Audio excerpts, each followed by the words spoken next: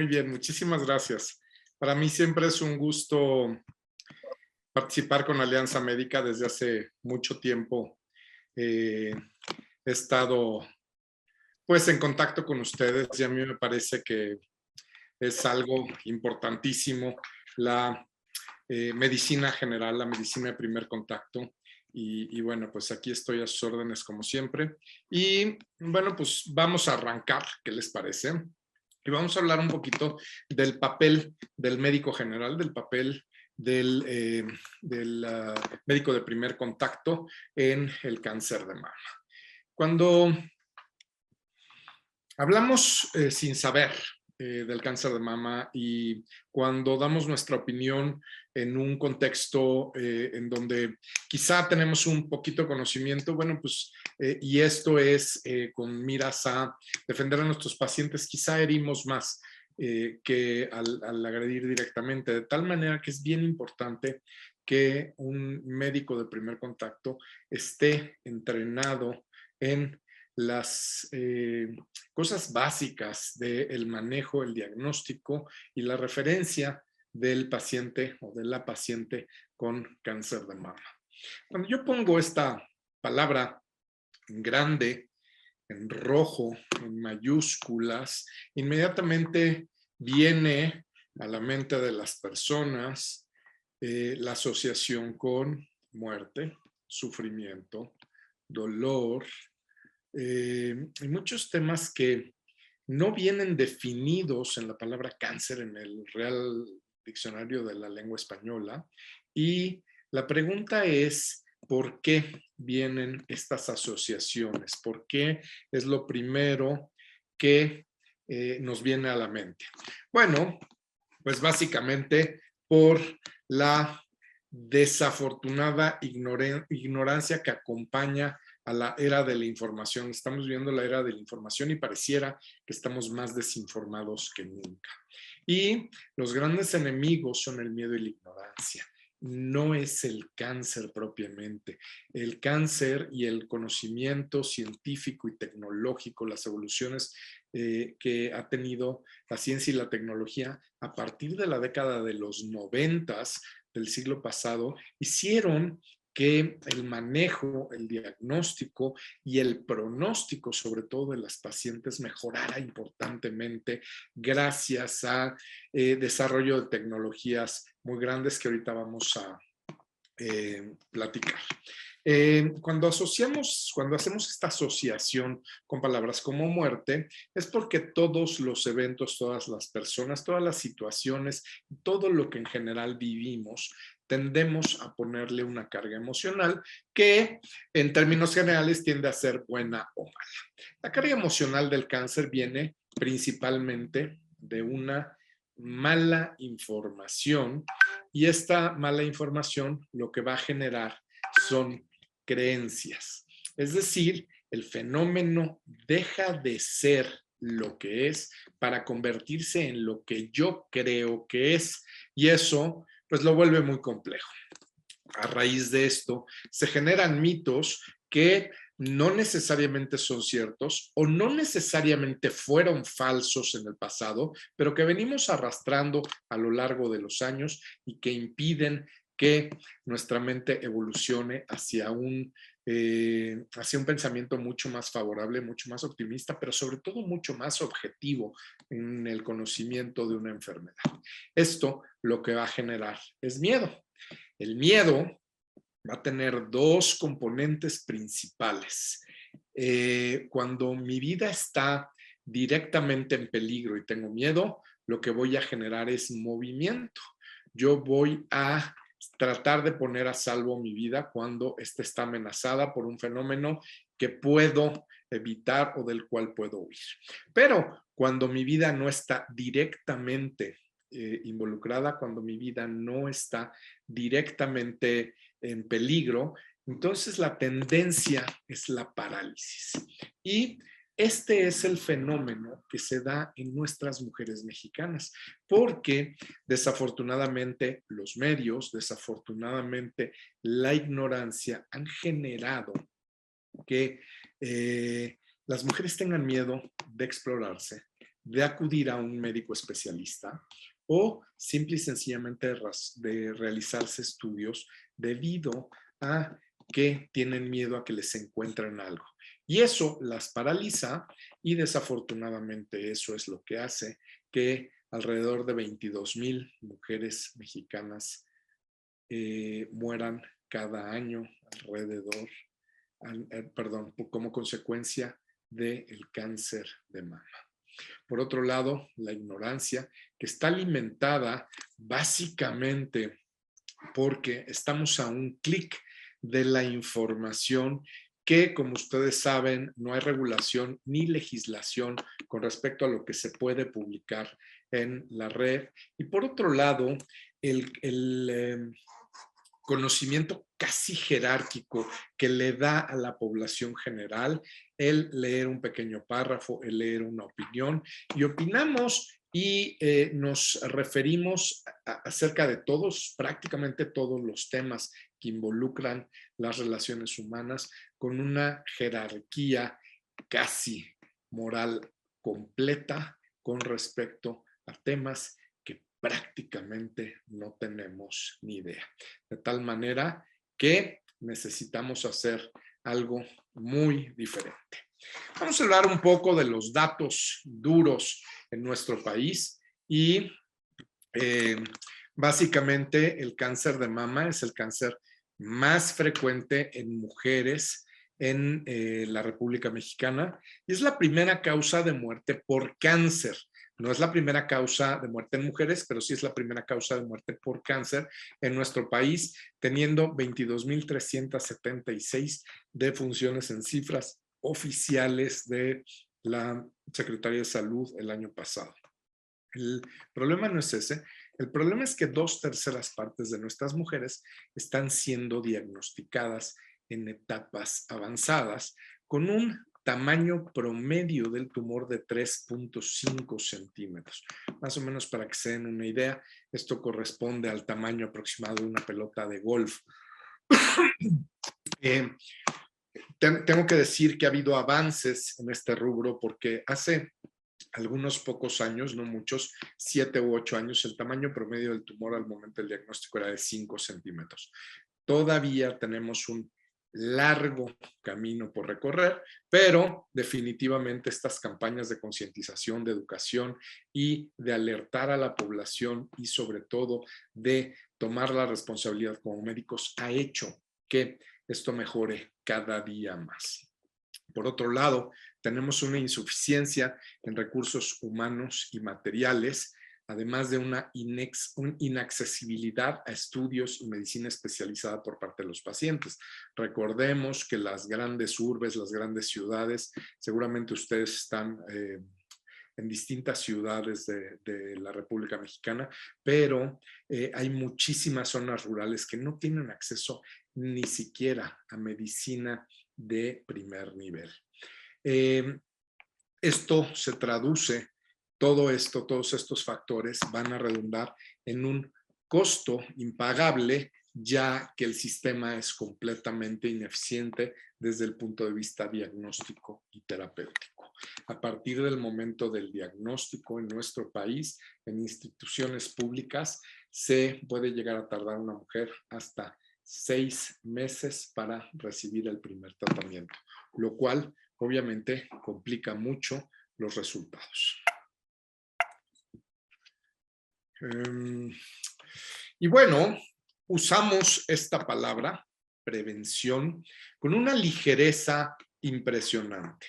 Si recordamos nuestras clases en la Escuela de Medicina, existen 3 tipos de prevención: la prevención primaria, la prevención secundaria y la prevención terciaria.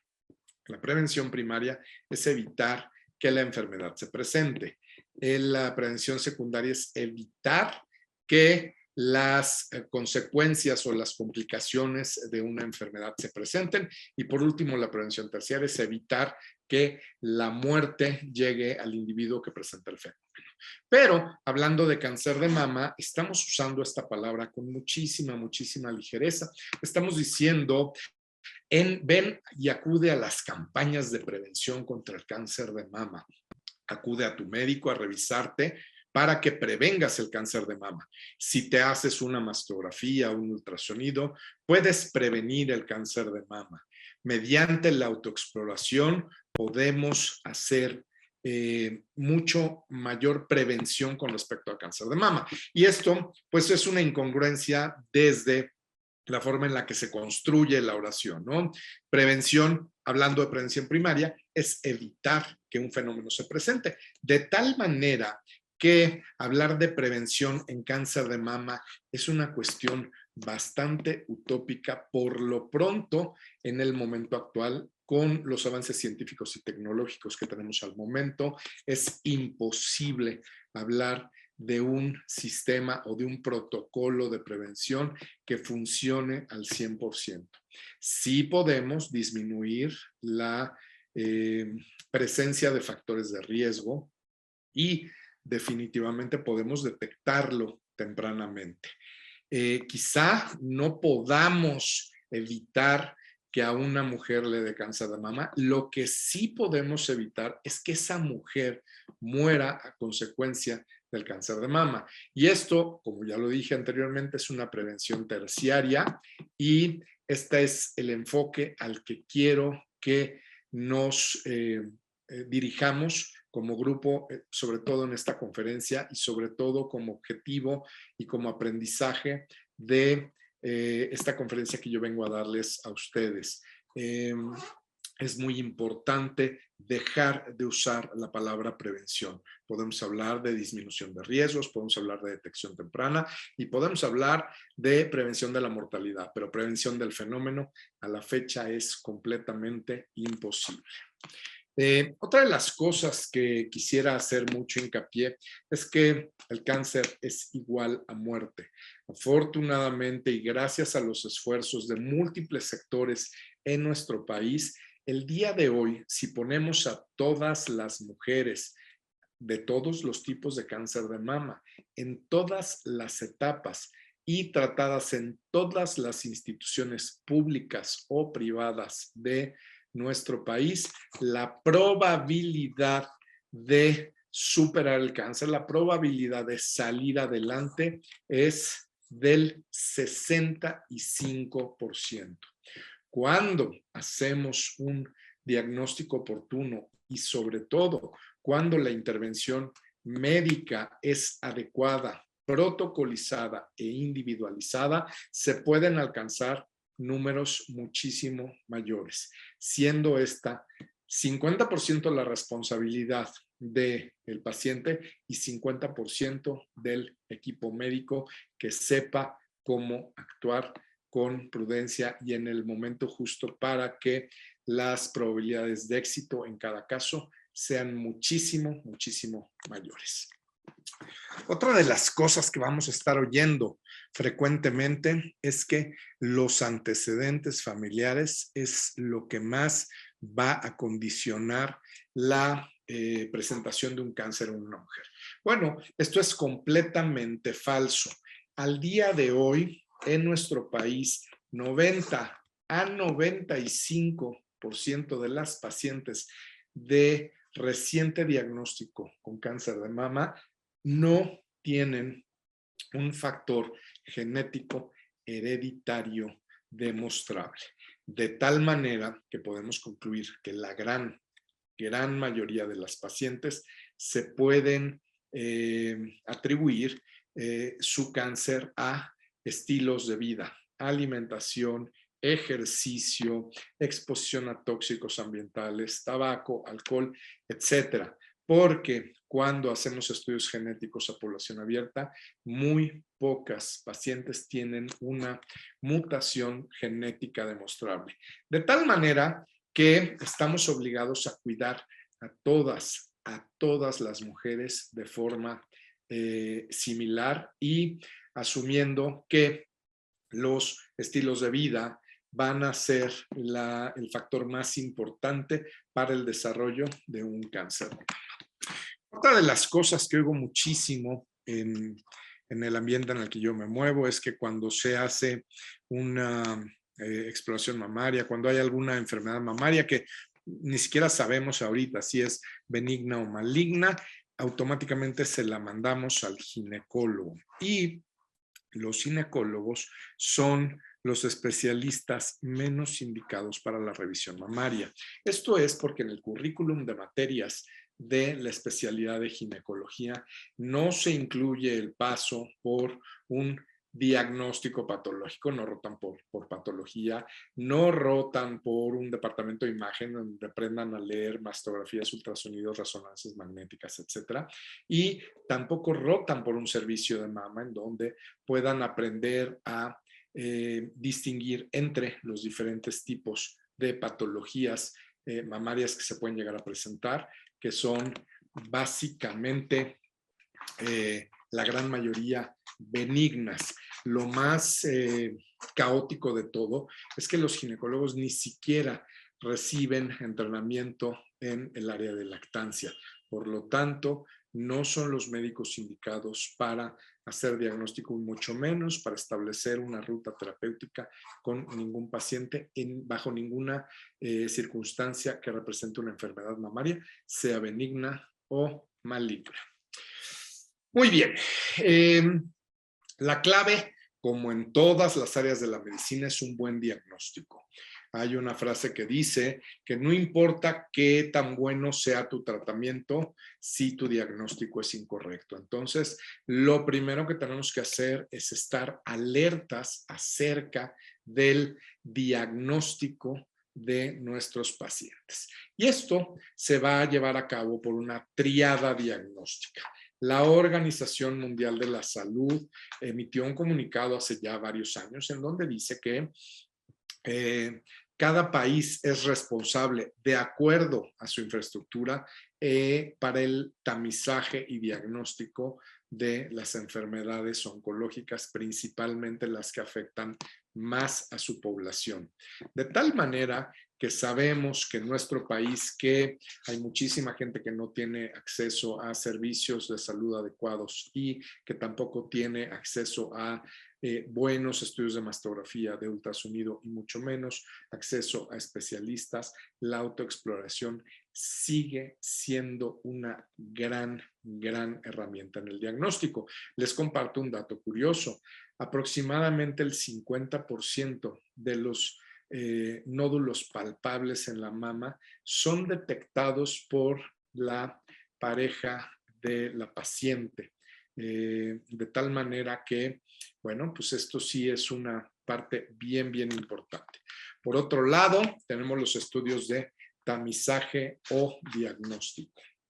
Quiero detenerme un momento en este punto. Un estudio de tamizaje es aquel que se realiza cuando una paciente es completamente asintomática. No tiene bolitas, no tiene bultos, no tiene dolor, no tiene cambios en la piel, no tiene salida de líquido por ninguno de los pezones, es decir, la paciente es completamente asintomática, entonces podemos llamar a eso un estudio de tamizaje. Por otra parte, cuando una paciente llega con nosotros y nos dice me siento una bolita, me siento un bulto, tengo cambios en la piel, tengo salida de líquido por uno o ambos pezones o tengo cualquier tipo de sintomatología mamaria, ese va a ser un estudio diagnóstico. Realmente esto es con fines de clasificación, realmente los estudios son exactamente iguales, se trata de tamizaje o de diagnóstico, pero tenemos que estar en el mismo lenguaje para entender. Y por último, la exploración médica. Este es el punto quizá más triste que voy a tocar a lo largo de mi conferencia. Corríjanme, por favor, en sus comentarios si estoy equivocado, pero en el currículum de materias del 95% de las universidades que tienen una carrera de medicina dentro de sus planes de estudio, no incluyen un plan, una enseñanza de exploración mamaria, así como tampoco incluyen el adecuado entrenamiento en la toma de Papa Nicolaos. De tal manera que un poco aprendemos a explorar la mama, pues un poco empírico, un poco por lo que vemos, que no siempre es correcto, un poco por lo que nos enseña alguien que quizá ni siquiera es experto. Pero ahorita vamos a hablar de cada uno de estos tres rubros, ¿de acuerdo? Hablando de la autoexploración, es todo un tema ya que existen diferentes técnicas. Mucha gente va a decir que la autoexploración debe de hacerse acostada, con una almohada en la espalda, con la cabeza de la, perdón, con la mano de la mama que se va a explorar por detrás de la nuca y con la otra mano hacer la autoexploración. Por otro lado, hay gente que dice que esto tiene que hacerse de pie frente a un espejo y inclinarse. Hay quien dice que la palpación debe de ser en forma circular. Hay quien dice que es de arriba hacia abajo. Hay quien dice que es de abajo hacia arriba. Hay otro que dice que es en círculos concéntricos. De tal manera que el 85% de las mujeres mexicanas no saben cómo hacer la autoexploración porque las técnicas que ven, que escuchan o que les decimos son realmente muy confusas y nuevamente generan miedo. También hay mucha incongruencia en la información, por lo mismo que les decía al principio de la plática, en donde decimos con una autoridad casi jerárquica y como verdades absolutas, cuestiones que no necesariamente tienen que hacer así. De tal manera que hay muchísimo, hay muy poco apego a la rutina, lo cual hace que las mujeres realmente no se hagan la autoexploración por este rubro.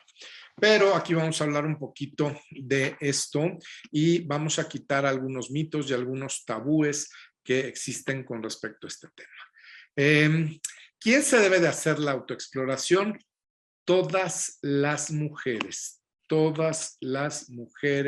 a partir de que empiecen a desarrollarse los senos, tenemos que enseñarle a nuestras niñas, a nuestras hijas, que es el mejor momento de conocer sus senos cuando se están desarrollando.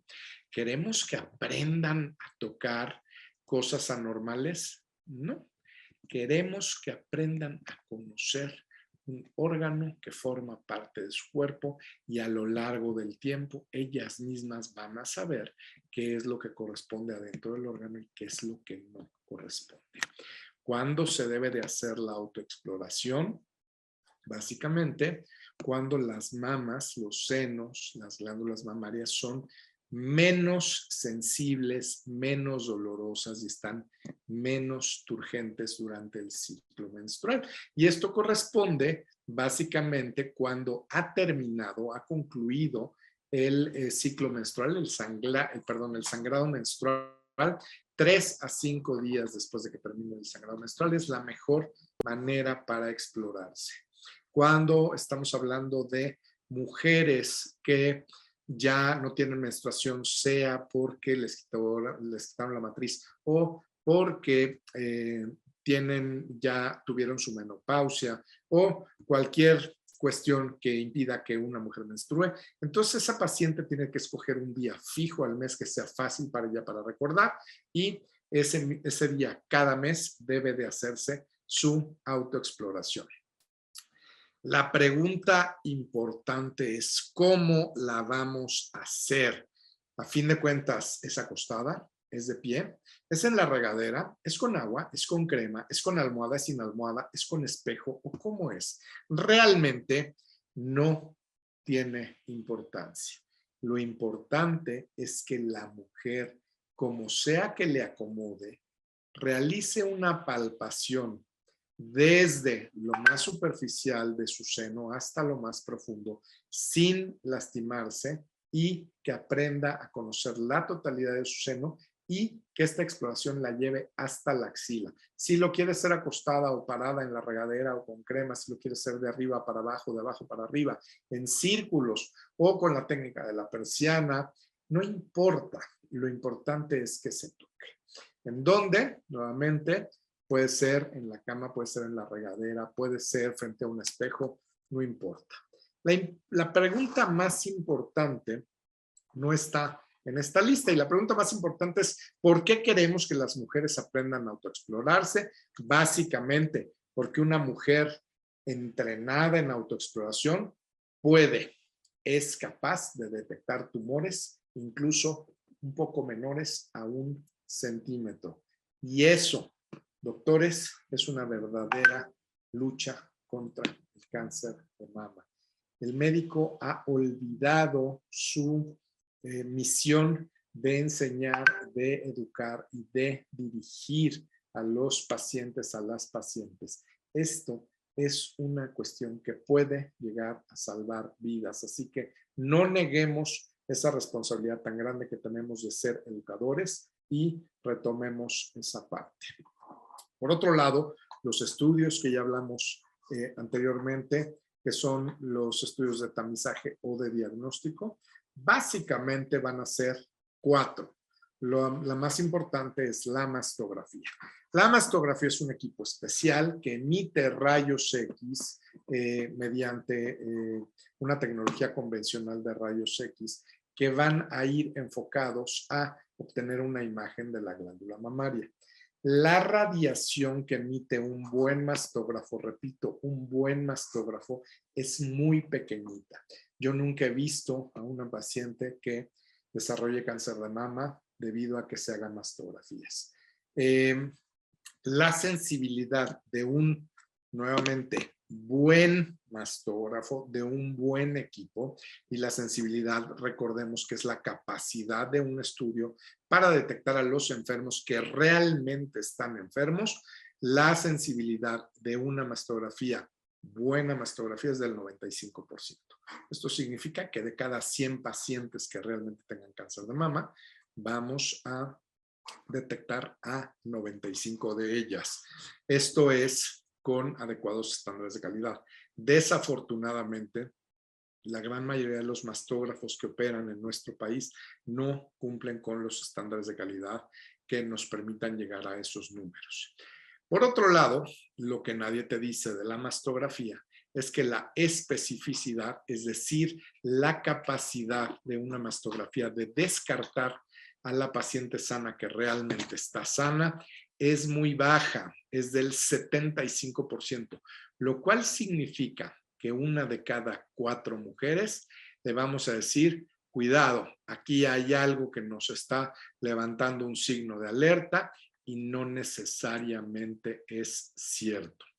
Otro de los puntos que quiero tocar el día de hoy es que realizar un solo estudio de mama no es el abordaje correcto.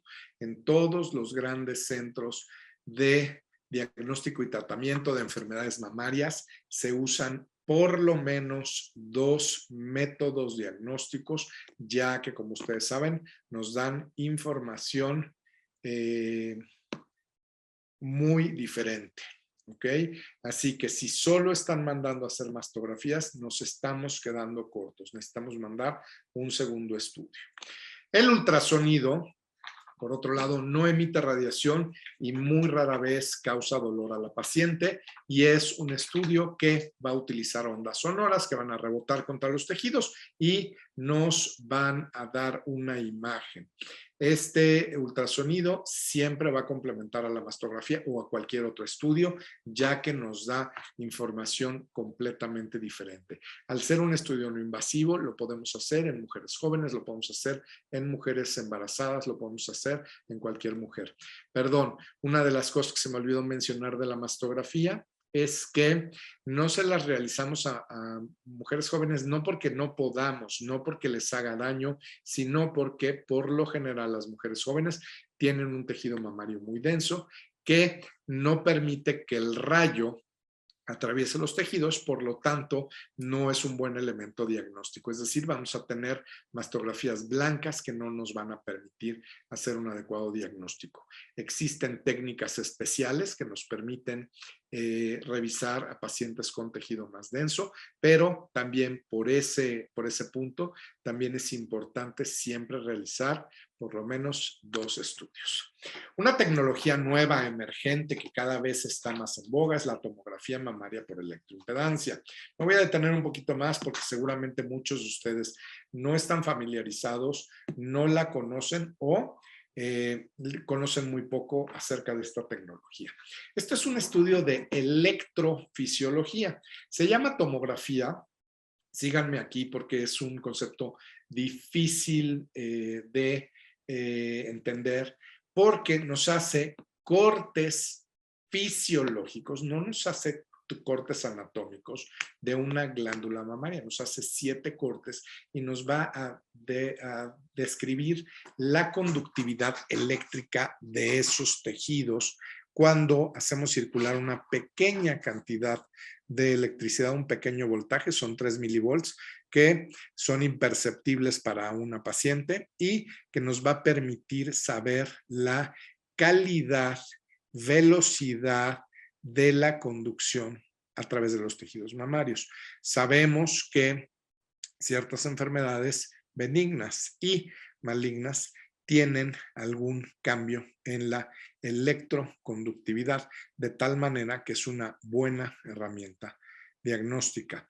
Desafortunadamente, su uso es muy limitado en nuestro país, pero cada vez más tenemos estos aparatos haciendo nuestro diagnóstico. Nuevamente, es importante saber que hacer un solo estudio, sea cual sea, es insuficiente para la adecuada evaluación de las mujeres.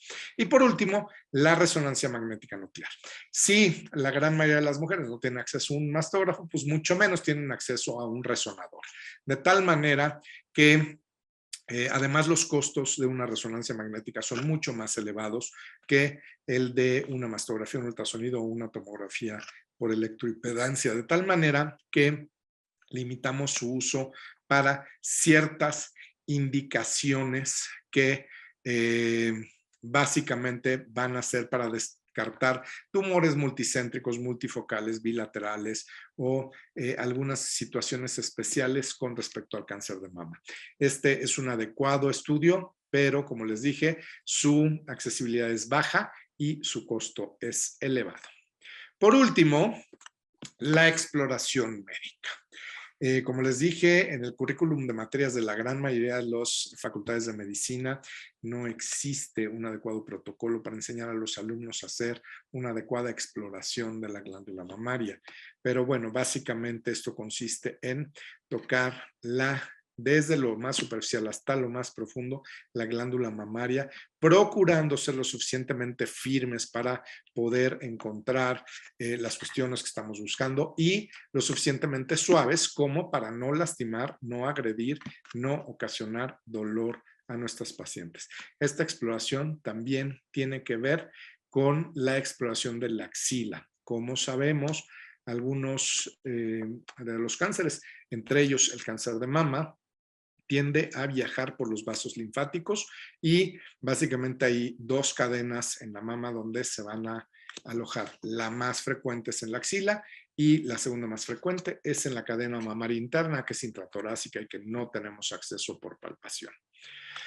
Por favor, no saben cómo veo esto y de verdad me eriza la piel, me saca ronchas cuando veo a un médico apretándole los pezones a una paciente. Esto, señores, señoras, es una tortura para las pacientes. Cuando queramos identificar si hay alguna salida de líquido al presionar los pezones, por favor, pidámosle a la paciente que ella misma lo haga. Ella misma se exprima y se aprieta el pezón. Cuando lo hace un médico, realmente, hombre o mujer, realmente es muy insensible y ocasiona mucho dolor. Y otra de las cosas que les pido, por favor, es una cosa que se dejó de hacer hace más de 20 años, es no tomen muestras con jeringa. Las biopsias por aspiración con aguja fina o con aguja delgada dejaron de utilizarse hace 20 años. Como ustedes saben, una biopsia por aspiración va a obtener células y el valor diagnóstico de las células es muy limitado. Podemos cometer muchísimos errores, es decir, podemos decirle a una paciente que no tiene cáncer cuando sí lo tiene, o al revés, podemos decirle que sí lo tiene cuando no lo tiene. La biopsia por aspiración es una herramienta que ya no debe de usarse. Así que, por favor, ninguna de estas maniobras en sus consultorios porque verdaderamente causan mucho trauma para las mujeres y realmente no nos sirven de absolutamente nada. ¿Podemos hacer algo diferente? Definitivamente.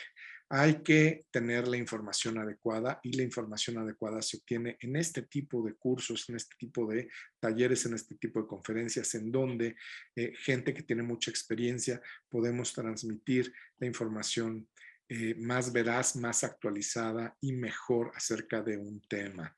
No busquemos en internet, no busquemos en redes sociales mucho menos y siempre procuremos ser de los médicos que están calificados para dar una opinión con conocimiento y con experiencia. También enseñarles a las pacientes que la rutina de autoexploración puede salvar vidas y esto involucra una palabra que se llama responsabilidad, pero que como lo dije al principio, es 50%